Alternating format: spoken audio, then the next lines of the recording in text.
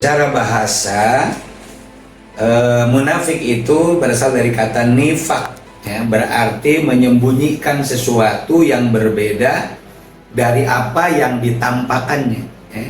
Dalam konteks agama, orang munafik itu adalah mereka yang secara lahiriah, ya, beriman, mengaku beriman, tetapi secara batiniah, secara hati dia kufur kepada Allah Subhanahu wa Ta'ala. Assalamualaikum warahmatullahi wabarakatuh. Sahabat pencerah hati, senang sekali kita bisa kembali berjumpa lewat program Duet Pencerah Hati bersama saya Suprato Muhsin. Dan seperti biasa, kita akan berdialog seputar pencerahan iman, akhlak, dan kehidupan.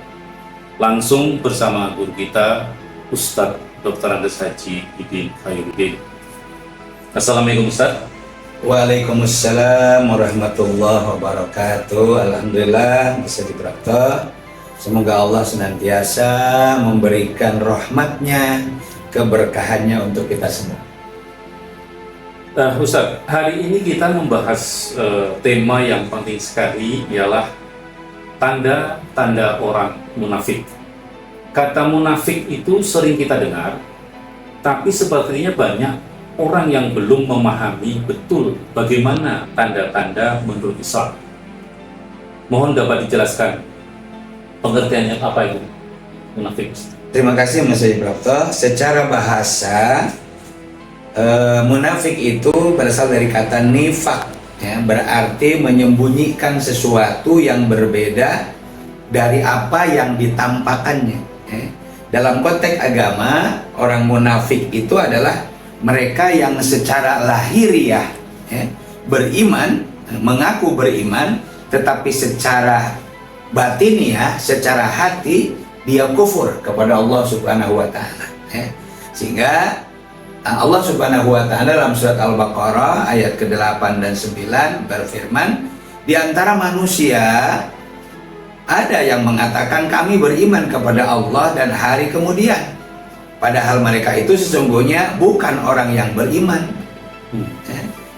Mereka hendak menipu Allah dan orang-orang yang beriman, padahal mereka hanya menipu dirinya sendiri. Ini yang terjadi pada kenyataan sekarang ini. Ya, artinya munafik itu adalah tidak adanya kesesuaian antara ucapan dan perbuatan. Betul, betul. Dan ini barangkali perlu dipahami bahwa munafik itu seakan-akan masyarakat memahaminya dosa yang biasa. Padahal Allah Subhanahu wa Ta'ala berfirman, menegaskan, memberi kabar, innal munafikina fi darkil asfal minan nar. Sesungguhnya orang munafik itu Allah akan tempatkan di tempat yang paling dasar di dalam neraka.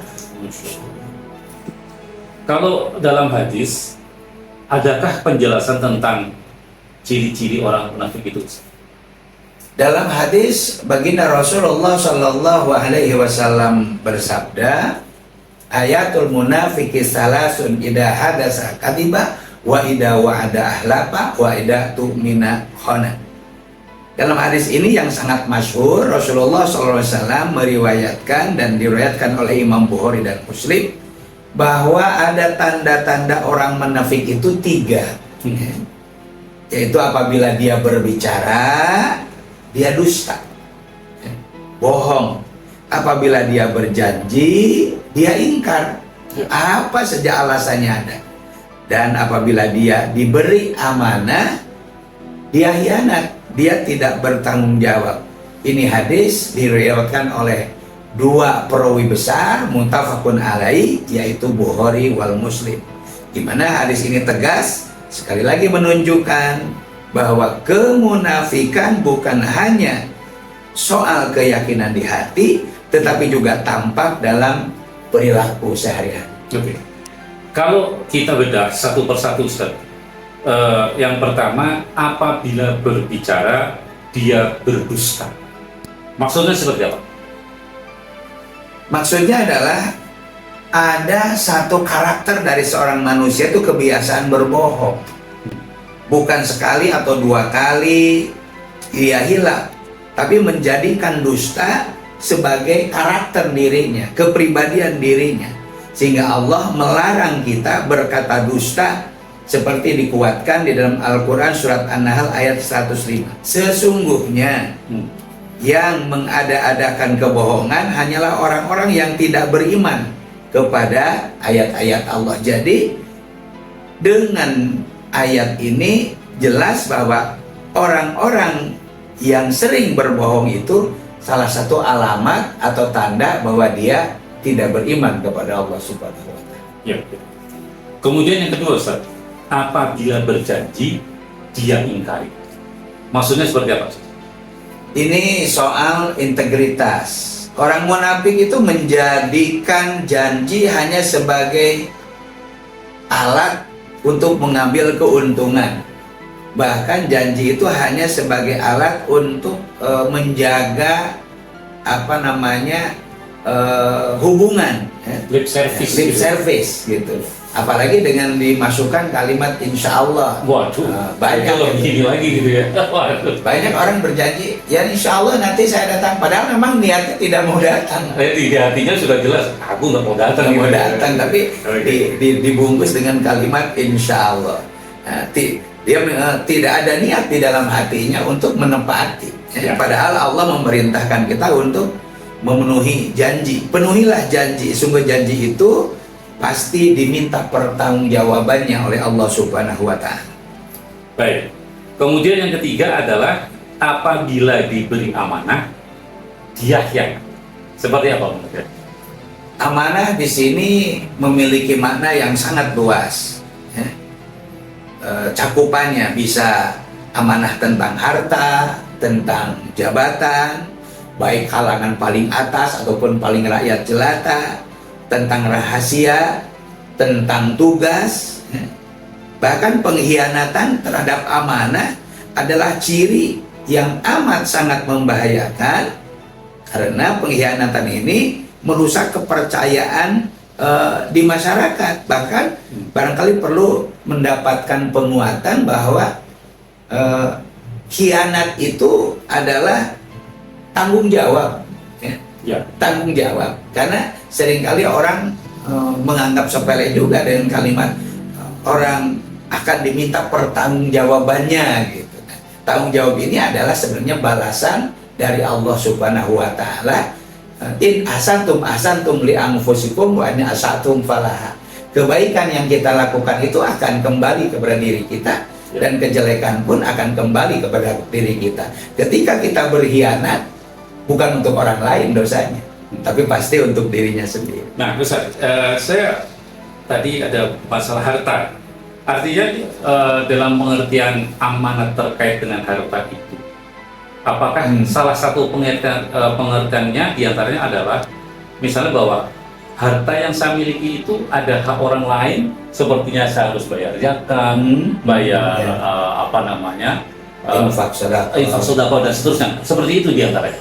Salah satu makna daripada Amanah itu dalam harta ya. Dalam harta itu memang wa mimma razaqnahum yunfikun. Dan dari rezeki yang Allah anugerahkan kepadamu itu ada hak orang lain gitu. Sehingga karena Allah sudah mengatakan, ini kan dalam surat Al-Baqarah ayat yang kedua ya. Ayat yang kedua, dalam hak dari rezeki Allah yang dianugerahkan itu ada hak orang lain. Sehingga di dalamnya ada, apabila sudah sampai nisabnya, ada yang disebut dengan zakat dengan ukuran 2,5% atau 5% atau 10% gitu. Ada juga yang di luar yang tidak wajib, yaitu infak dan sedekah yang jumlahnya dikembalikan kepada masing-masing. Baik. Jadi nanti kita akan bahas secara spesifik terkait dengan zakat dan seterusnya. Baik.